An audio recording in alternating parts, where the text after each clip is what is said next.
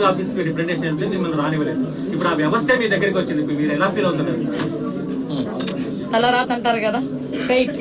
ఒకటేంటంటే అలాగని కాదు, నేను చాలా సందర్భాల్లో చెప్పాను. నేను ఇప్పటికే చెప్తున్నా, డీజీపీ ఆఫీస్ కి వచ్చినప్పుడు వాళ్ళు ఎంటర్ చేసి ఒక రిప్రజెంటేషన్ తీసుకుని ఉంటే మహా అయితే పేపర్లో ఎంత కోలం పడింది.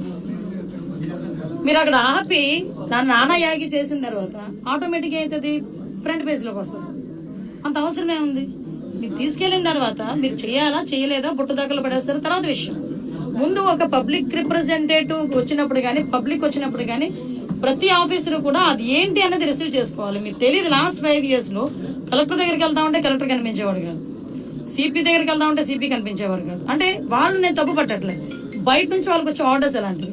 హోమ్ డిపార్ట్మెంట్ని అన్ని డిపార్ట్మెంట్లో ఒక మనిషి గుప్పెట్లో పెట్టుకున్నాడు, అందువల్ల వాళ్ళకి కూడా ఫ్రీ హ్యాండ్ లేదు.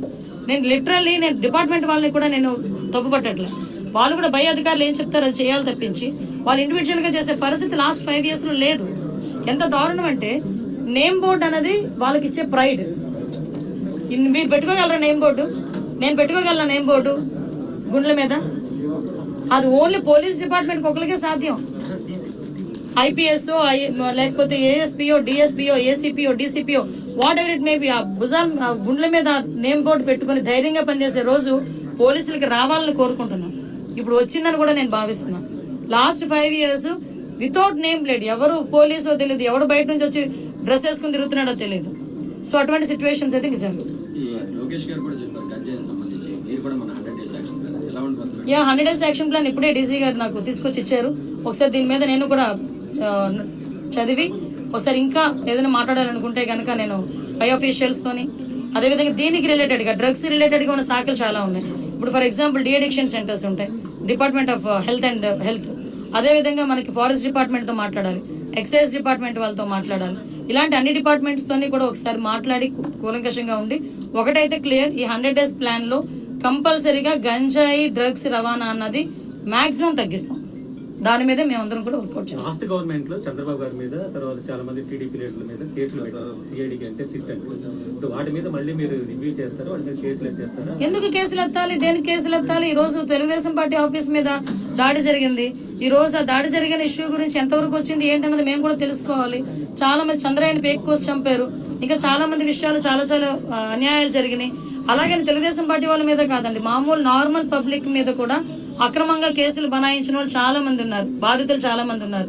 అవే కాకుండా ఎవరైతే వాళ్ళ తాలూకు అవినీతికి బలైపోయారో, వాళ్ళ తాలూకు అక్రమాలకి బలైపోయారో వాళ్ళు కనుక వచ్చి మా కేసు రీఓపెన్ చేయండి, మా కేసు మళ్ళీ చెప్పండి అంటే కనుక డెఫినెట్ గా మేము ఆ కేసు రీఓపెన్ చేస్తాము.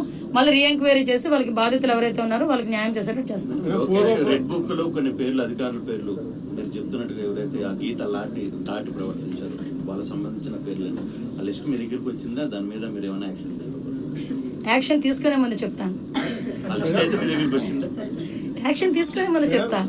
పూర్వపు హోమ్ మినిస్టర్స్ అందరూ కూడా ముఖ్యమంత్రి చేతిలో కిల్బొమ్మలాగా వ్యవహరించేవారని ఆరోపణలు ఉన్నాయి, నిజంగా పక్కన పెట్టారు. ఈసారి మీ మార్పు హోమ్ మినిస్టర్ ఎలా ఉండబోతుంది? నేను హోమ్ మినిస్టర్గా ఛార్జ్ తీసుకోక ముందే నేను కూర్చొని ఫీల్డ్ మీదకి వచ్చానంటేనే చంద్రబాబు నాయుడు గారు కానీ లోకేష్ గారు కానీ వెనకాతల నుంచి నన్ను ఎంత ఎంకరేజ్ చేస్తున్నారు, ఫ్రీ హ్యాండ్ ఎంత ఇచ్చారు అన్నది మీకు అర్థం అవ్వాలి.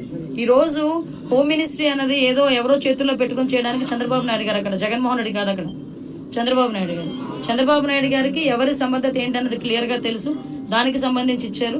నా విషయంలో అయితే ఆ రోజు నేను ఒకటే చెప్తున్నా, ఏ పోలీసులతో అయితే నేను అవమానపడ్డాను అదే పోలీసులు దగ్గర నన్ను గౌరవంగా నిలబెట్టిన ఘనత కూడా చంద్రబాబు నాయుడు గారికి దక్కింది.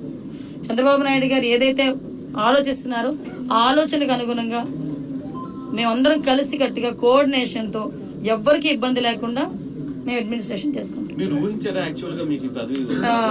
ఊహించలేదు, ఎక్స్పెక్ట్ చేయలేదు. నేను మంత్రి ఇచ్చిన తర్వాత కూడా ఏ శాఖలు ఇస్తారో ఏదో సంథింగ్ చూసుకున్నాను తప్పించి, ఒక నిమిషం హోంశాఖ అనేసరికి కాళ్ళు చేతులు చల్లబడి, బట్ తర్వాత చేయగలాలి, చేస్తాను అని చెప్పి నా మీద నాకే నమ్మకం వచ్చింది. బట్ ఇంక